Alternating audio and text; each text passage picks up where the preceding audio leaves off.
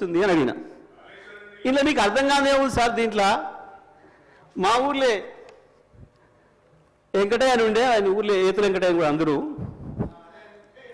ఆయన కథ ఉంది ఇలా అన్నారు. ఏం కథ అని అడిగిన.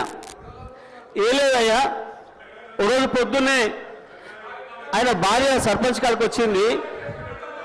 ఆయన భార్య సర్పంచ్ కాడికి వచ్చి కంప్లైంట్ చేసింది, మా వెంకటయ్య నన్ను కొట్టిండు, జర పిలిపించి మాట్లాడమని చెప్తే ఆయన పిలిపించిండు పెద్ద మనిషి. ఎందుకు కొట్టి ఏం సంగతి అని అడిగితే,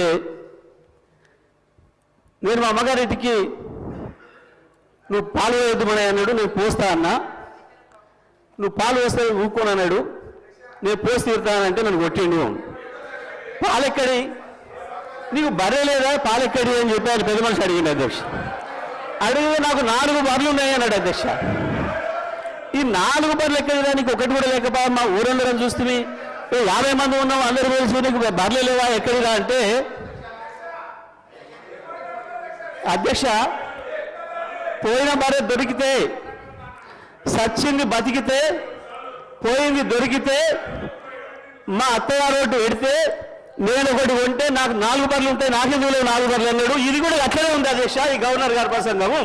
అంతకు మించి ఒక అక్షరం కూడా తేడా లేదు. ఎక్కడ ఇచ్చారు అధ్యక్ష? రైతులకు రుణమాఫీ చేసినారు, రైతు భరోసా ఇచ్చినారు, 12,000 రూపాయలు నా ఈడిఎస్ కార్మికులకు ఇచ్చినారు, 12,000 రూపాయలు నా ఆటో కార్మిక సోదరులకు ఇచ్చినారు, 2,500 రూపాయలు మా మహాలక్ష్మి అక్క చెల్లెలకు ఇచ్చినారు, రైతులకు బోనస్ ఇచ్చినారు, తోం బంగారం ఇచ్చినారు. ఏది ఇచ్చిన అధ్యక్ష? నా విద్యార్థి సోదరులకు స్కూటీలు ఇచ్చినారు అధ్యక్ష. 2 లక్షల ఉద్యోగాలు ఇచ్చి